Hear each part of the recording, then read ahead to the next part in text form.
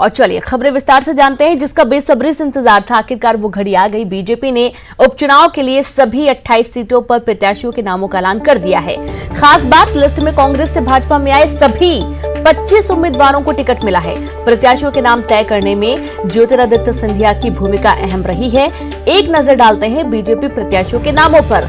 दिमनी से युवराज दंडोतिया, भांडेर से रक्षा संतराम सिरोनिया, अंबाहा से कमलेश जाटव, गोहद से रणवीर जाटव, अशोकनगर से जजपाल सिंह जज्जी, आगर मालवा से मनोज ऊंटवाल, सांवेर से तुलसी राम सिलावट का नाम है। तो वहीं नेपानगर से सुमित्रा कास्डेकर, हाटपिपलिया से मनोज चौधरी, अनूपपुर से बिसाहू लाल सिंह, सांची से प्रभु राम चौधरी, बमोरी से महेंद्र सिंह सिसोदिया, करेरा से जसवंत जाटव और डबरा से इमरती देवी, ग्वालियर से प्रद्युमन सिंह तोमर, ज्वारा से सूबेदार सिंह सिकरवार और साथ ही सुबहबली से एंदल सिंह कंचाना का नाम शामिल है। ग्वालियर पूर्व की बात करेंगे, जहां मुन्ना लाल गोयल, पोहरी से सुरेश ठाकर, मुंगावली से ब्रिजेंद्र सिंह यादव, सुर्खी से गोविंद सिंह राजपूत, मंधाता से नारायण पटेल, बदनावर से राजवर्धन सिंह, दत्ती गांव सुवासरा से हरदीप सिंह डंग, मुरैना से रघुराज सिंह कंचाना, मेहगांव से ओपीएस भदौरिया और मल्हारा से प्रद्युमन सिंह तोमर, ब्यावरा से नारायण सिंह पवार का नाम शामिल है।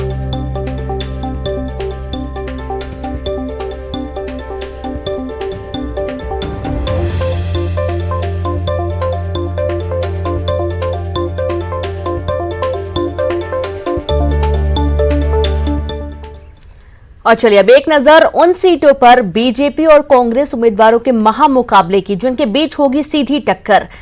तो कांग्रेस और भाजपा की सीटें हम आपको बता रहे हैं कि कहां से किसको उतारा गया है। दिमनी की बात करेंगे, जहां से गुरुराज दंडोतिया और रविंद्र सिंह आमने सामने होंगे। तो वहीं भांडेर की बात करेंगे, जहां फूल सिंह बरैया कांग्रेस उम्मीदवार हैं और साथ ही भाजपा से यहां पर रक्षा संतराम सिरोनिया का नाम सामने आया है। अंबाहा सीट की बात करेंगे, जहां पर सत्य प्रकाश सिकरवार कांग्रेस से और कमलेश जाटव गोहद सीट से उम्मीदवार हैं बीजेपी के। और इस तरीके से अगली गोहद सीट की बात, मेवाराम जाटव कांग्रेस से, रणवीर जाटव बीजेपी से। अशोकनगर आशा दोहरे कांग्रेस से प्रत्याशी हैं, जजपाल सिंह जज्जी बीजेपी प्रत्याशी हैं। ये जो बड़ी प्रमुख सीटों पर जो बड़े मुकाबले महामुकाबले वो हम आपको बता रहे हैं। आगर मालवा की बात करेंगे, विपिन वानखेड़े और साथ ही बीजेपी की तरफ से मनोज ऊंटवाल का नाम यहां पर शामिल है।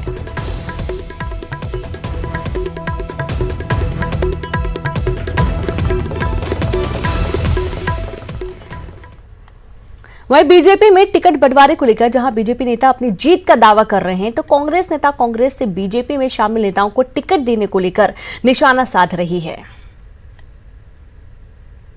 के विधानसभा उपचुनाव के लिए सभी प्रत्याशियों का अभिनंदन है। केंद्रीय चुनाव समिति ने जो प्रत्याशी घोषित किए हैं, वाकई वो अभिनंदनीय और सराहनीय हैं और सभी के सभी जीतकर आने वाले हैं। 25 वो उम्मीदवार जिन्होंने त्याग किया मध्य प्रदेश की जनता के लिए अपने पदों का, चाहे वो मंत्री के तौर पर हो या विधायक के तौर पर, और उसके बाद में उन्होंने न केवल अपना त्यागपत्र विधानसभा की सदस्यता से दिया, कांग्रेस से भी दिया, और एक आताताई अत्याचारी सरकार, अराजक सरकार और कुशासन करने वाली, देने वाली सरकार को पदच्युत करने का काम किया। मध्य प्रदेश में सारे बिकाऊ राम, मिलावट रामों को माल भी दिया, टिकट भी दी, और मध्य प्रदेश में भारतीय जनता पार्टी ने अपने कार्यकर्ता, जो घाटी कार्यकर्ता जिनने दिन रात मेहनत करी, उनकी मेहनत के साथ जो अन्याय किया उसका कार्यकर्ता जवाब देगा। और जनता इस मध्य प्रदेश के लोकतंत्र का कत्ल करने के लिए, चुनी हुई सरकार के साथ धोखा करने के लिए और जनादेश को बेचने वालों को सबक सिखाने के लिए बैठी हुई है। 28 की 28 सीटों पर भारतीय जनता पार्टी की जमानतें जब्त होगी। और चलिए ज्यादा जानकारी के साथ विस्तार से विवरण के लिए संवाददाता अनुराग हमारे साथ लाइव जुड़ गए हैं। अनुराग, कांग्रेस से बीजेपी में गए सभी पूर्व विधायकों को टिकट दिया गया है। अब इसको लेकर कांग्रेस ने निशाना साधा, बीजेपी ने पलटवार किया, जानकारी। बिल्कुल, देखिए अब पूरी तरीके से तस्वीर साफ हो चुकी है कि 27 सीटों पर बीजेपी और कांग्रेस के बीच किन किन के बीच मुकाबला होगा। हालांकि कांग्रेस पार्टी ने अभी ब्यावरा सीट को होल्ड जरूर किया है और खबर इस बात को लेकर है कि आज ब्यावरा सीट पर कांग्रेस अपने उम्मीदवार के नाम का ऐलान कर देगी। लेकिन 27 सीटों पर तस्वीर साफ हो चुकी है कि किसके बीच मुकाबला होना है और सबसे अहम बात यह भी है कि बीजेपी ने कांग्रेस से दल बदल करके बीजेपी में शामिल हुए 25 उन चेहरों को ही रिपीट करने का फैसला किया है। तो सबसे बड़ी बात है ज्योतिरादित्य सिंधिया के साथ ही जो दूसरे विधायक थे जिन्होंने कांग्रेस से दल बदल करके बीजेपी में शामिल हुए थे, उन्हीं पर बीजेपी ने दांव लगाने का काम किया है। 3 सीटें जोरा, ब्यावरा और जो आगर सीट है वहां पर बीजेपी ने नए उम्मीदवार घोषित किए हैं। मनोहर ऊंटवाल के बेटे जिनके निधन के बाद ये सीट खाली हुई थी, मनोज ऊंटवाल, उसको बीजेपी ने अपना उम्मीदवार बनाया। इसी तरीके से जोरा सीट पर सूबेदार सिंह को और ब्यावरा सीट पर जो नारायण सिंह पवार को बीजेपी ने अपना उम्मीदवार घोषित किया है। यानी कि पूरी की पूरी 28 सीटों पर बीजेपी ने अपने पत्ते साफ कर दिए हैं। तो अब तस्वीर साफ हो चुकी है और अब जंग जो होनी है वो सड़कों पर होनी है, जनता के बीच में होनी है और अब जनता फैसला करेगी कि कौन सा उम्मीदवार और कौन सा सियासी दल उनकी उम्मीदों पर खरा उतरता है। 3 नवंबर को जब चुनाव होगा उसके बाद तस्वीर अभी साफ हो जाएगी। लेकिन अब दिलचस्प मुकाबला ये होना है कि नामों के ऐलान के बाद अब जो जिम्मेदारियां नेताओं को दी गई थी चुनाव प्रचार को लेकर अपने अपने इलाकों में अपनी पार्टी के पक्ष में माहौल बनाने के लिए, उसको लेकर अब गतिविधियां तेज होंगी और पार्टी के नेता उन इलाकों में पहुंचकर चुनाव प्रचार करते हुए नजर आएंगे जहां पर उपचुनाव होना है।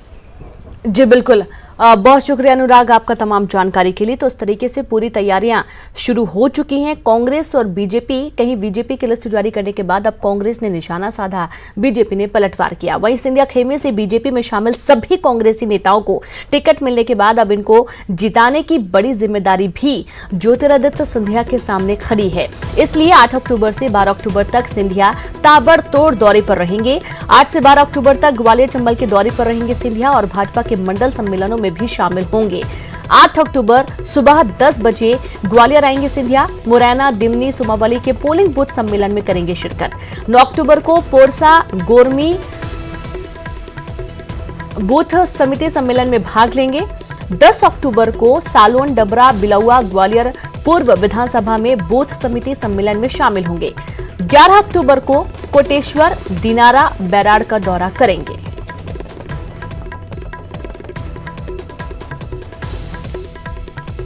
तो इस तरीके से प्रमुख सीटों पर ज्योतिरादित्य सिंधिया चुनावी जनसभा को भी संबोधित करेंगे।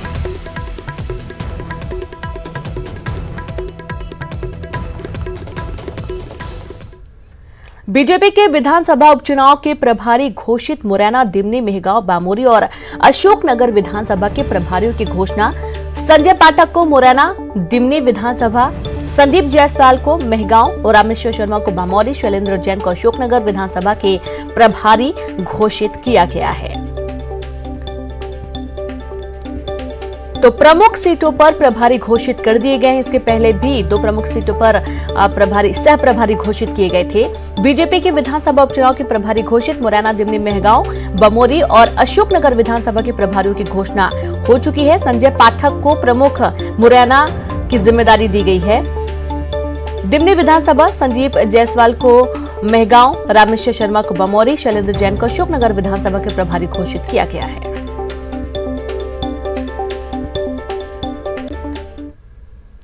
उपचुनाव को लेकर कांग्रेस ने अपनी तीसरी लिस्ट जारी कर दी है। पार्टी ने मुरैना से राकेश मवई, मेहगांव से हेमंत कटारे और बड़ा मलहरा से राम सिया भारती को अपना उम्मीदवार बनाया है। पार्टी ने बदनावर से प्रत्याशी बदल दिया, अब यहां से कमल पटेल उम्मीदवार होंगे। पार्टी ने एक सीट ब्यावरा पर अभी उम्मीदवार का ऐलान नहीं किया है।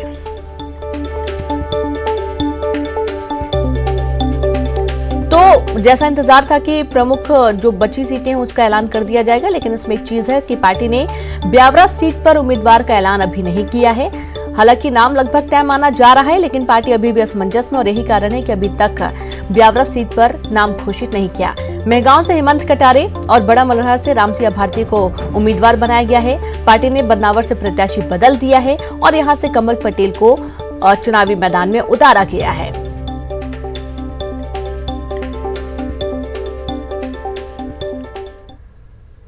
कमलनाथ पर एफआईआर दर्ज करने पर कांग्रेस भड़की। कांग्रेस प्रवक्ता नरेंद्र सलूजा का बयान, राजनीतिक द्वेष की भावना से एफआईआर कराई गई। दर्ज प्रकरण एक पक्षीय कार्रवाई। सलूजा का कहना है दतिया के भांडेर में चुनावी सभा का पूरा मामला है।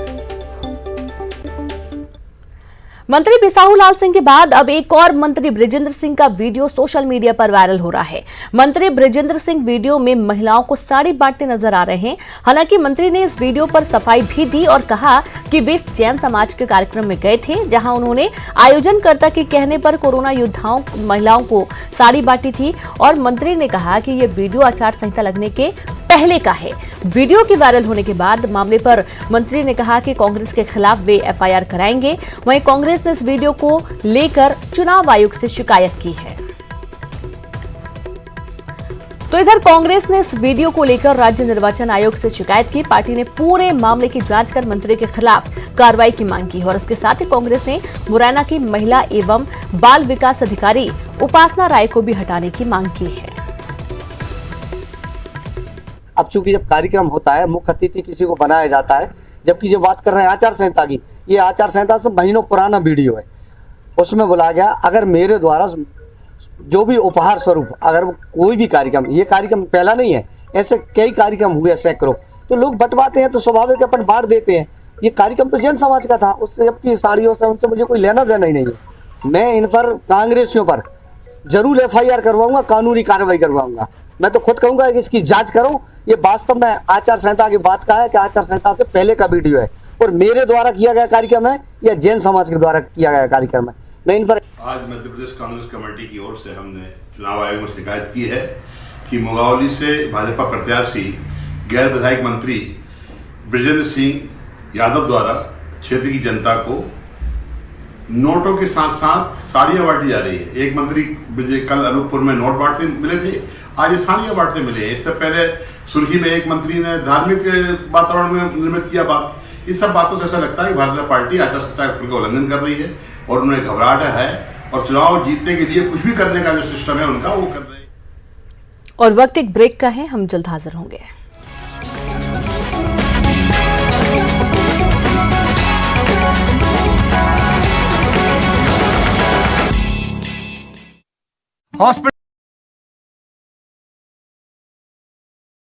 विज्ञापन को तेज रफ्तार, करोड़ों दर्शकों तक न्यूज 18 पहुंचाएगा आपका ऐड।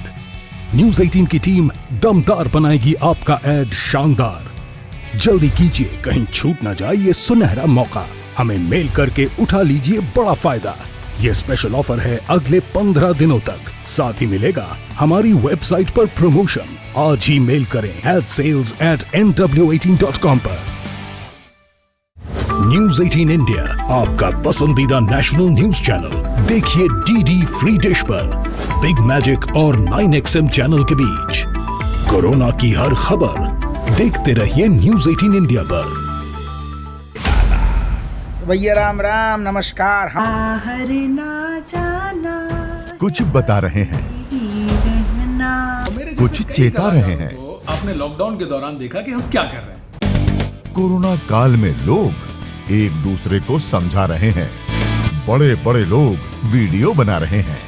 आप गाना जानते हैं तो गाइए या फिर अपना हुनर दिखाइए, वीडियो बनाइए और हम तक पहुंचाइए और घर बैठे बनिए स्टार।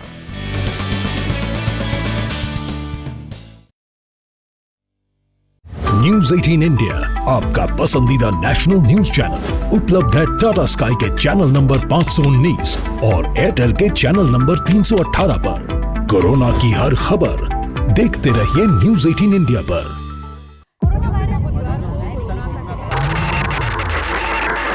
हम सिर्फ खबर नहीं पहुंचाते, हमारी कोशिश है झूठ छानकर सच दिखाने की। हौसला बनकर हर पल साथ निभाने की। हम रोज करते हैं कोशिश अपने मध्य प्रदेश को बेहतर बनाने की। खबर आपकी, ख्याल आपका, देखिए अपना एमपी।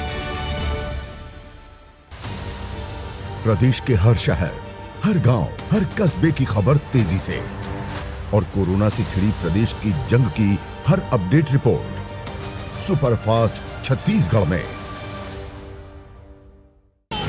ये उपचुनाव नहीं, रोमांचक खेल है। इस मैच में आरोपों की रेलमपेल है। पराए हुए अपने, अपने हुए पराए। कई घर छोड़ गए, कई लौट के आए। 24 के चुनाव पर है देश की निगाहें। किसकी होगी वाह वाह, कौन भरेगा आहें। दिल थाम कर बैठिए, 24 की चकल्लास।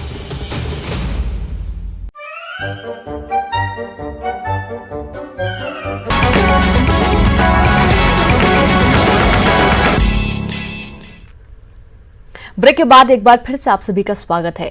जम्मू कश्मीर में आतंकी हमले में सतना के शहीद जवान धीरेन्द्र त्रिपाठी का आज पूरे राजकीय सम्मान के साथ अंतिम संस्कार होगा। सीएम शिवराज सिंह चौहान भी आज सतना में शहीद के गृहग्राम पड़िया में अंतिम विदाई देने जाएंगे।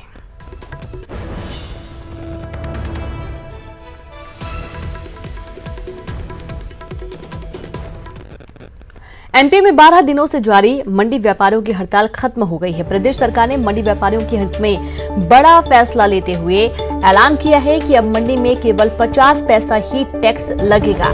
मंडी व्यापारियों की हड़ताल खत्म होने से अब मंडियों में खरीद बिक्री का काम फिर से शुरू हो सकेगा।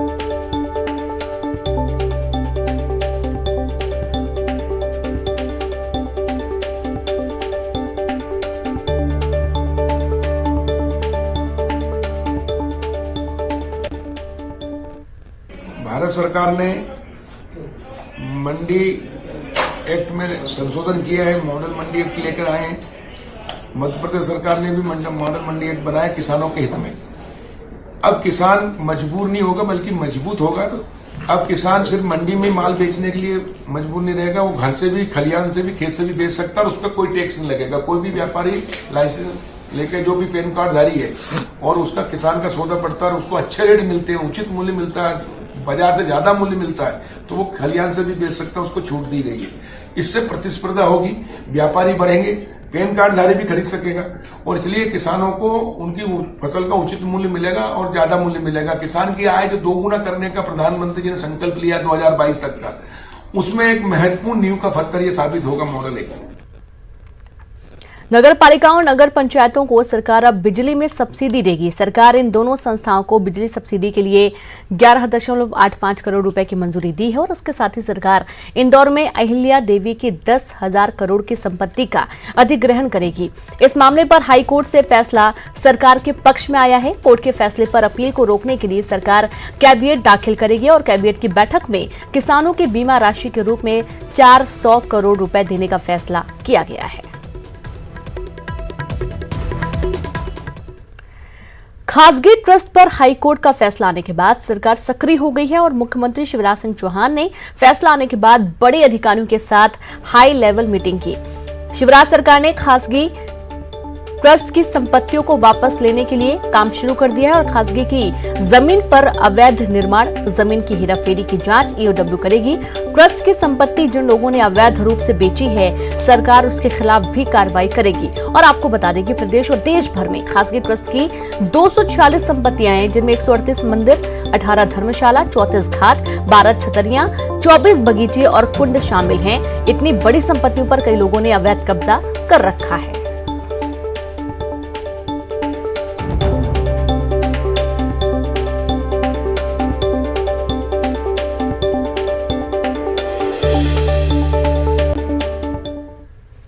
इंदौर के खासगी ट्रस्ट से जुड़े मामलों की ईओडब्ल्यू करेगा जांच। सीएम शिवराज ने ईओडब्ल्यू को जांच के निर्देश दिए हैं। हरिद्वार से अयोध्या तक बेच दी 500 एकड़ जमीनें और 10,000 करोड़ की परिसंपत्तियों की भी जांच होगी। राज्य सरकार करेगी संपत्तियों की देखरेख। 2014 में हुआ था खुलासा। राज्य सरकार ने कलेक्टरों को निर्देश दिए, सारी संपत्तियों को कब्जे में लेने और दूसरे राज्यों से भी मदद का अनुरोध किया गया। खासगी ट्रस्ट से जुड़ी परिसंपत्तियों को लेकर हाईकोर्ट के निर्देश के बाद सरकार ने यह फैसला लिया है। गृह मंत्री नरोत्तम मिश्रा ने भोपाल के न्यू मार्केट इलाके में लोगों को मास्क बांटे और कोरोना को लेकर जागरूक भी किया। इस मौके पर नरोत्तम मिश्रा ने कहा कि अब सावधानी बरतने की ज्यादा जरूरत है और कोरोना से लड़ने के लिए मास्क ही सबसे बड़ा हथियार है।